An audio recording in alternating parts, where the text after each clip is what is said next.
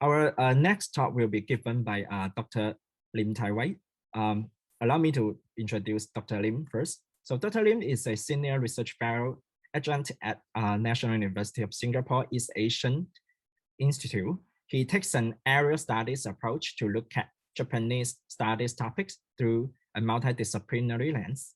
He is also a historian of modern and contemporary Japan, focusing on post-1868 modern Japanese history as well as post-Heisei contemporary Japanese issues.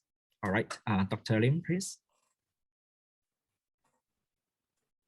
Good afternoon, everyone. Many thanks to Moderator Chen for your kind chairmanship of the session. Many thanks to Prof. Zhang and also Dr. Dong for this kind invitation to be able to share with you guys. Thank you so much. Please allow me to share screen.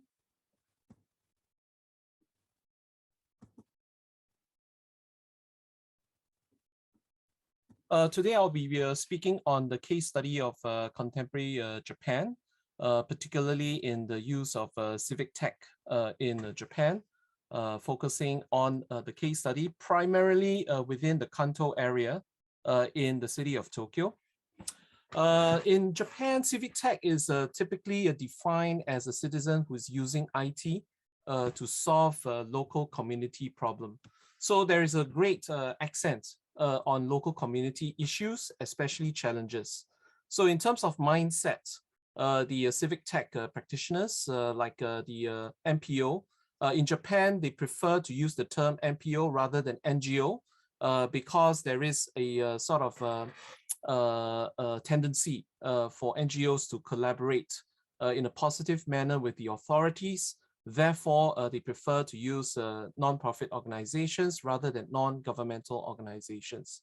One of these examples is Code for Japan that tries to change the idea that members of the public, when they come across an administrative problem or local community issue, that instead of the local authorities, in fact, residents and citizens can actually take up to find a solution for such a problem. So they are saying basically that there should be more citizenry involvement and also the citizenry involvement should not have excessive reliance on limited state resources.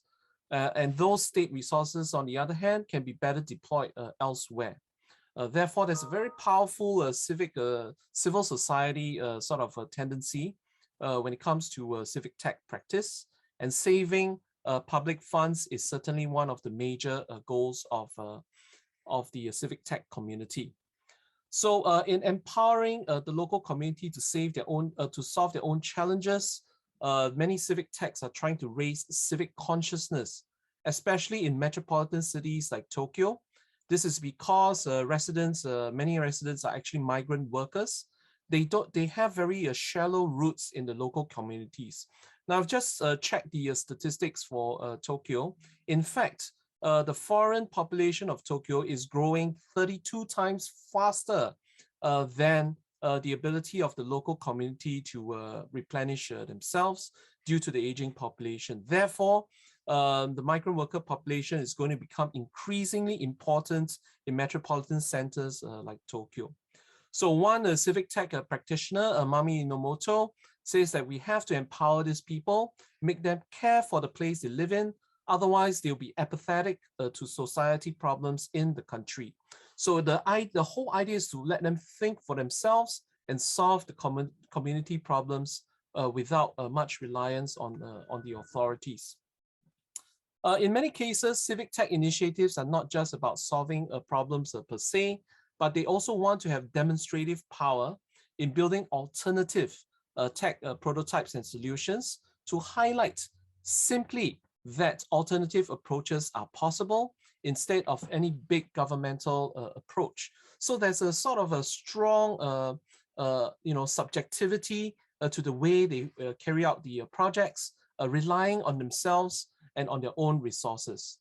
Shibata, who is part of the Code for Ibaraki, oversees a 5 civic tech initiative, and he's a good example of how civic tech practitioners want to assist residents in his region with tech solutions as the manager of CivicTech Cafe, which holds a monthly gathering for civic tech enthusiasts to have dialogues on open data and also civic tech hacking activities, and tries to be more inclusive to pull in members of the community to participate. So civic tech hackathons are often organized by civic techies to come up with prototypes that can refine and tackle social issues. So there's a strong interactivity between all stakeholders within the society, engaging and also interacting with the technical experts who are part of this civic tech community to resolve macro challenges. In fact, because of the activity of the civic tech community, it is starting to move, right? It is starting to gradually move some in the Japanese government who are warming up to civic tech. So the authorities have actually established Japan's first open data portal in December 2013, and it is also an attempt to catch up with other advanced nations which have similar initiatives in this area. So changes in government thinking are also aligned with growing realization of how civic tech can fill in the gap that are left open in technological developments, which were untouched by earlier waves of tech-friendly reforms. So there is a governmental reaction to what is happening in the civil society, particularly in the civic tech community. Others see a potential for even greater consensus. For example, Hiroyuki Seki, the representative for Code of Japan, says that technical personnel alone, like the engineers, the computer engineers, the coders, the programmers, cannot achieve success on their own without support from sales, designers, promoters, and ordinary citizens and community members. So basically, he hopes that initiatives can be even more inclusive, coming from a variety of background, where you can have a sort of the optimal combination of technical capabilities as well as activists who can create more awareness to the social causes. So it's kind of like a combination of technical software as well as hardware. All these stakeholders can consolidate their skill sets together. This is because many of the contemporary problems that we are facing are multidisciplinary in nature. It cannot be resolved only by technical approach. Therefore, there has to be an ecology of different stakeholders coming together to forge closer bonds. So Civic Hall co-founder, for example, Sifri, argues that civic technologies are needed to lower the bar of entry for the public in order to take part in social activism and policies in all forms, having their voices heard on public issues. So again, there is also an increasing element of social activism in the way that the civic tech community in Japan defines the field.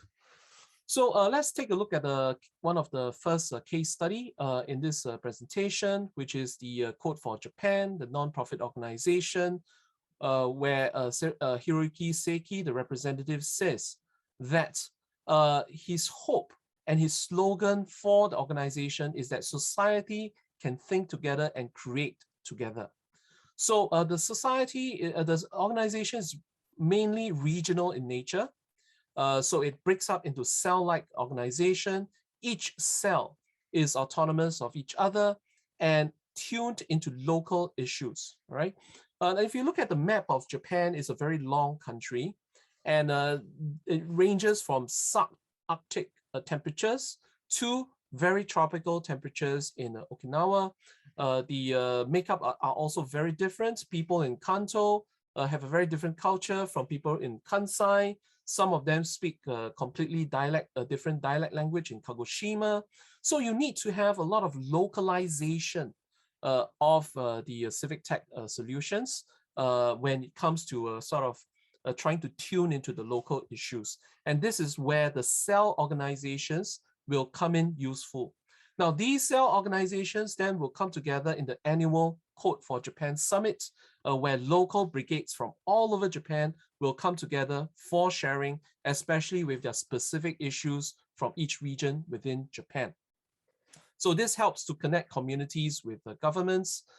Many of these cells are volunteers. The operators are volunteers with a very few handful of full-time employees. And so there's also limited resources. Therefore, it helps to work with the local government in this sense, and to work with the local government to set up media platforms that can disseminate useful neighborhood and regional information for local residents. So there's a lot of sort of a leeway for collaboration with local authorities. Some of them, for example, Russell and Joe, they were managing different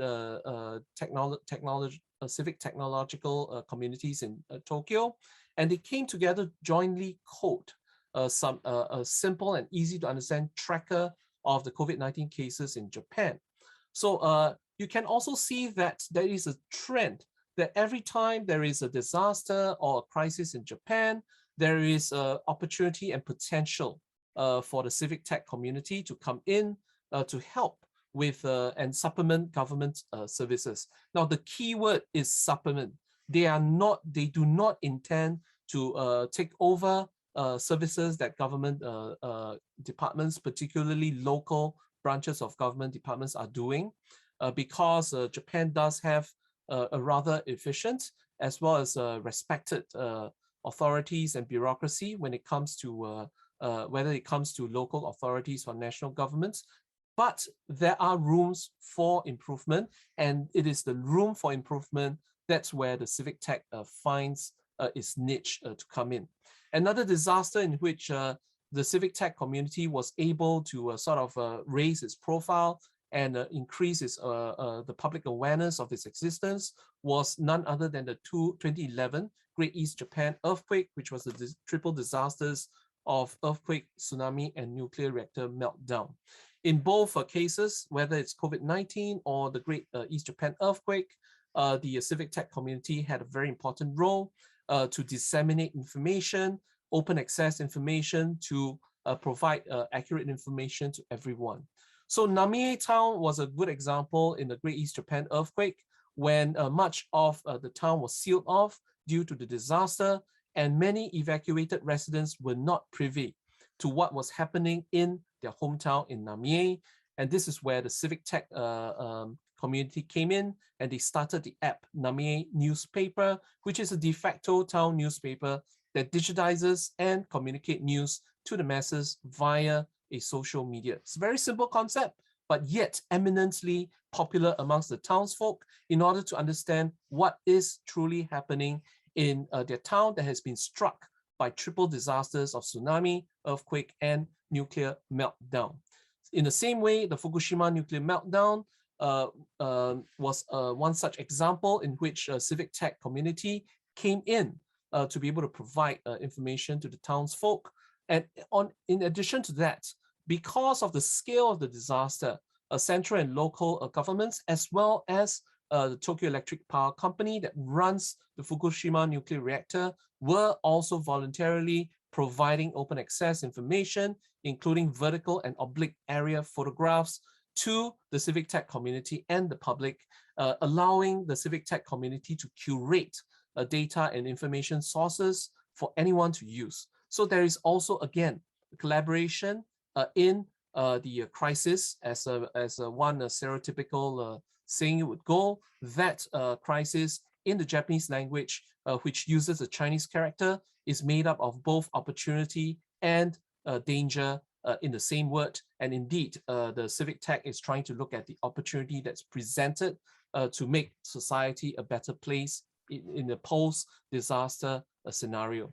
So open data initiatives makes machine readable data for secondary use. So basically, they are an information processor that takes the raw data that has been released by local governments after the disaster, and then process it so that it is easily accessible by members of the public.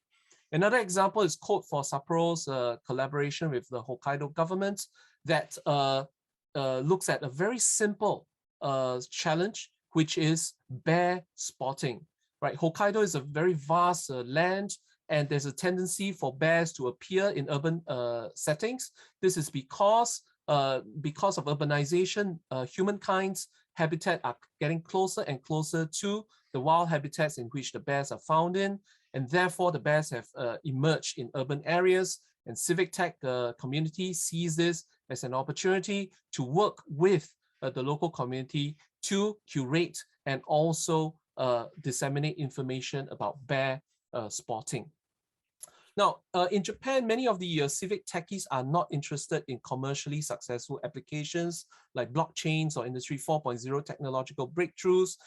In fact, some of them may even consider these commercialized or commodified aspects of technology to be crass, right? And they are much more socially conscious and not necessarily driven by profit making. Another example in Western Japan this time, in Kanazawa, is the 5374.jp, the NPO. Yes, Chairman Chen? Thank you. Yes?